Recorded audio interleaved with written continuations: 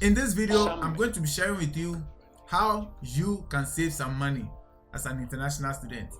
Coming right up after this.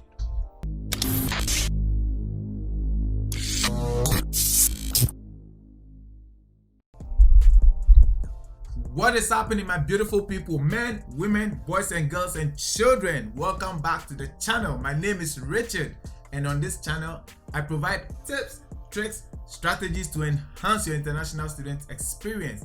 I also sometimes share my experiences living in the United States as an international student. So if this is content that you like, consider hitting the subscribe button and clicking on the notification bell so that anytime I release a video, you will be notified. Also follow us on our new Twitter handle at glow_engaged to keep up to date with sneak peek and previews of our upcoming videos.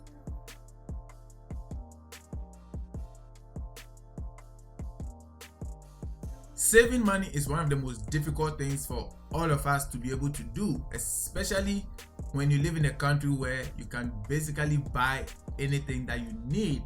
However, it is more difficult for international students to be able to save money because there are some things that we are not really exposed to when we first come into the United States, and that is usually a problem because we end up spending more money than we actually need. So in this video, I am going to be sharing some tips and strategies that international students can use in order to save some money. So if you are ready, let's jump right into the video. Tip number 1: buy only the things that you need. I know this is a no-brainer. I know this is basic, but yes, buy only the things that you need. Most often than not, as an international student, you are tempted to just buy and buy and buy because of maybe you having access to a credit card. When you think about it, you necessarily don't need all of the things that you buy because we live in a country where the weather and the seasons are constantly changing. There are always upgrades to technology, gear and whatever. And so if you keep spending money on buying anything that you see in the store, you are going to end up with your room full of a lot of things that you hardly even use. I'm talking about clothing, I'm talking about gadgets, devices and all of that. So one way you can save money is to only buy the things that you need. Basic things that you know is going to be sufficient for you, that will still help you meet your productivity needs as well. So that is my first tip for you if you want to save some money. Tip number 2: know when to buy. This tip is very, very important because most often than not, we just buy things, especially when there are sales and there are promos and things going on. But the smartest way to actually buy is to know when to buy what. So for instance, it is not advisable to buy winter clothing during the winter season, and it is not advisable to buy summer clothing during the summer season. Why? Because there's demand and prices are always going to be high. Now, in order to save some money, it is advisable to buy winter clothing when winter has ended. In that way, because stores are running promos and clearance events in order to phase out their winter stock, you get to buy winter clothing for cheap, which means that when the next winter comes, you are already set and you already have everything that you need. Same goes with any other season. So it is advisable to buy whatever you need for an upcoming season once that season ends, because that is when you get cheap deals from almost every store. Tip number 3: getting free things on campus instead of buying. Another way to save money is actually looking around campus. Most often than not, after every semester, students discard their mattresses, their couch, utensils and things like that. And these are things that you can basically get for free without necessarily having to buy another one. So when I first came here, I didn't have a big mattress, but when the first semester ended, people had left their mattresses because they were done with school. Some were moving home and didn't want to go through the extra hassle of renting a big truck to carry their mattress. So I basically got a bigger mattress for free, which saved me about $100 and something if I were going to buy a new mattress. So that's another way you can save some money. Look around campus, especially during the end of the semester. That is when people who, discard fairly new couches because one leg is broken, or utensils because the handle is broken. As an international student, you don't need fancy things in order to survive. The goal for you is to come here, study, save as much as you can, send money back home if you are in that category, and things like that. So there's no point trying to live way too flashy when you don't even know what the future holds. My roommate and I finished our 2 separate houses where we lived by getting free stuff off the streets: couches, utensils, mattresses, and whatever. We even had extra mattresses which we gave to international students who came to the school the year after we came. So that is something to keep an eye out for if you want to save some extra money. Tip number 4: know where to buy what. Another thing that will save you so much money is knowing where to buy what. From clothing to toiletries to groceries to whatever, just know where to buy what. Again, as an international student, you don't need to live a very fancy life. If you are somebody who likes to shop groceries and things like that, you can either go to the big name brand stores, or you can also go to stores that still have less known brands but sufficient groceries or stuff that you need. Personally, I shop at really low key stores like Aldi, Dollar Tree, Lidl, and just to mention a few. But yes, Aldi has things that I usually need on a regular basis.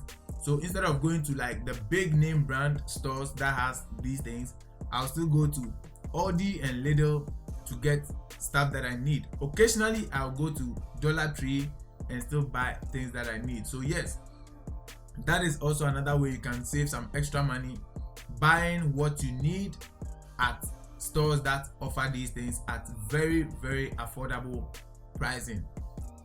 Also, when you're buying electronics, don't always look at buying straight out of the box. You can get fairly used deals on Facebook Marketplace, Offer App, and stuff like that.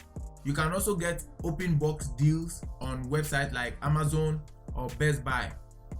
Now, when you're buying used equipment, know that the reputation of these organizations is also at stake, and so they make sure that some of these equipment are refurbished, they are certified to work or to be in good working conditions.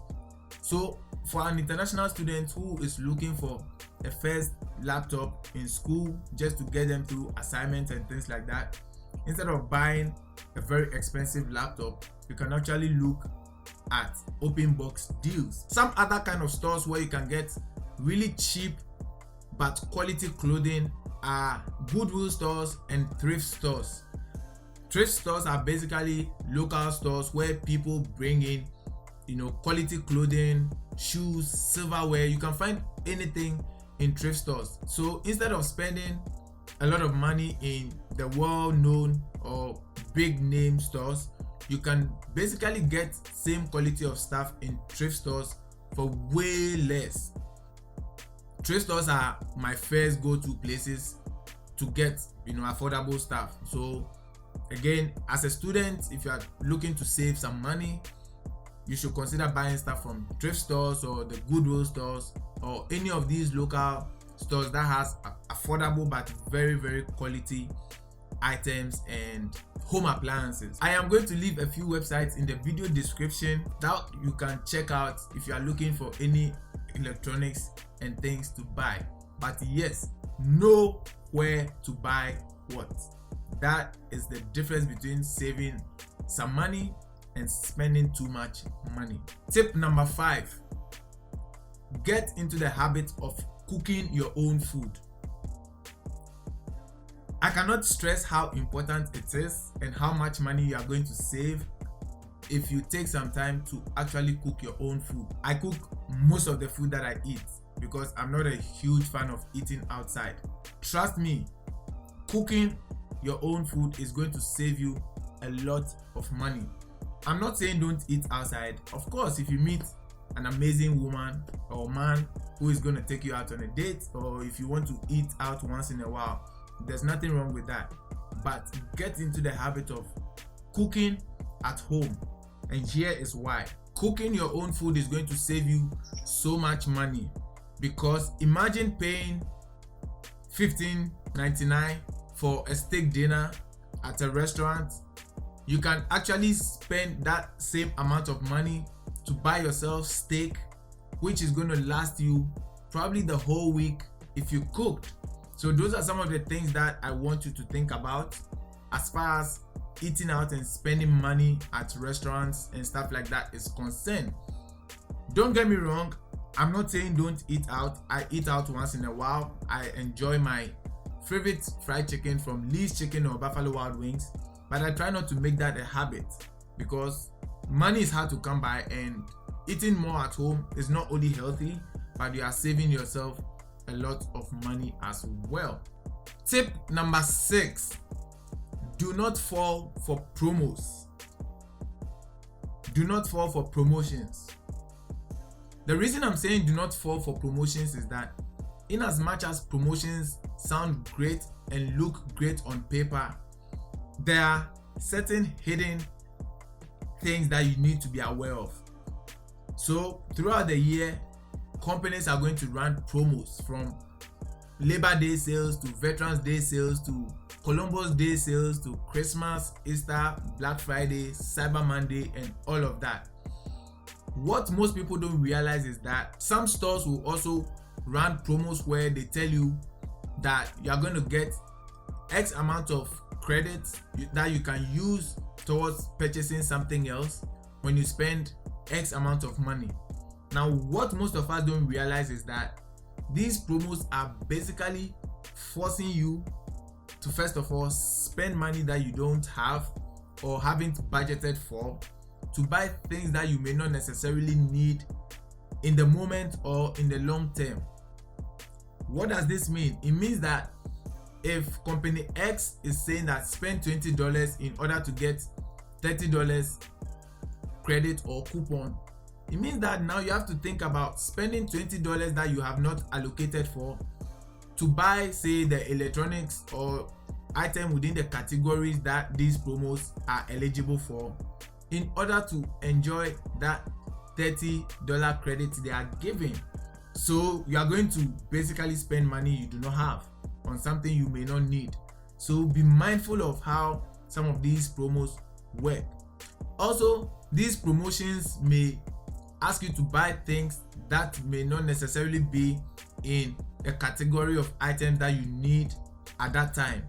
So again, you are going to spend money to buy something that you may not need just to enjoy a discount or a promotional value or credit.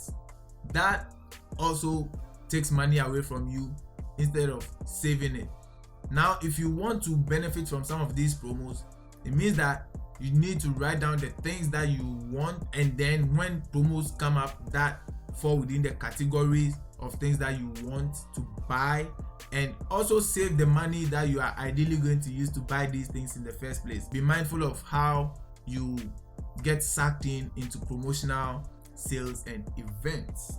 Tip number 7, credit cards and how you use them.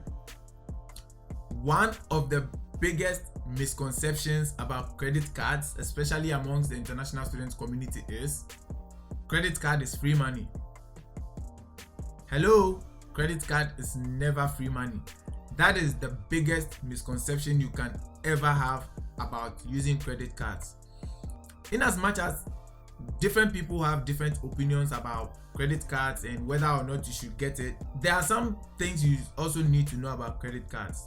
So credit cards are basically money that is available to you if you need it, or if there's an emergency, or if you need a quick fix. Now, the misconception people have is that once you use the money on the credit card, that's it. But that is wrong, because the money you spend on the credit card, you are going to have to pay back at the end of every billing cycle. If you have a credit card, or if you have multiple credit cards, be very responsible on how you use these credit cards. If you use it in a very irresponsible way, it's going to affect your credit, which is going to affect how you assess certain goods and services in the long term, or so long as you continue to live in the United States. One rule of thumb about using credit cards in a very responsible or healthy way is that make sure that the money that you are going to spend on a credit card is money that you actually have, and it's money that you are ready to replace on the credit card. If you are buying something that costs $2,000 and you do not have $2,000 sitting in your bank or sitting in your back pocket, I advise not to, because the longer it takes for you to pay the balance on a credit card's billing cycle, the more interest you incur and the longer it takes for you to pay back that money, which means that you are going to be spending more money on your credit card instead of actually saving it. So if you have multiple credit cards, or even if you have one credit card, please make sure that you are spending the money on the card wisely, because it is not free money. So here's my bonus tip. There are so many things you can do as an individual to save some money for yourself, and saving money is a very good habit to get into. I didn't get into that habit until late, and I'm still trying to work on making sure that I'm saving money as much as I can. I'm still researching habits that I can put in place to help me save extra money and things like that. So hopefully the tips that I've shared with you, is going to at least get you into the habit of saving if you are not already saving. And if you are already in the habit of saving, hopefully these tips are going to help you improve on those habits. Hopefully I've also shared certain things that you did not know about, or things that you've already known about but you needed someone else to confirm. Kindly share with us in the comment section below what it is that you've been doing to save some extra money for yourself. This is definitely going to help not just me but other people who are going to watch this video, so that they can pick a thing or two from that also. Hopefully this video brought something to your table, and if that is the case, share with me in the comment section below what that could be. Also, if you are watching this video and you are not yet subscribed to the channel, consider hitting the subscribe button and clicking on the notification bell, so that anytime I upload a new video, you will be notified. Also follow us on our new Twitter handle at glow_engaged to keep up to date with sneak peek and previews of our upcoming videos. As always, it's free to share, so consider sharing this video amongst your community, friends, loved ones, so that we all stay informed.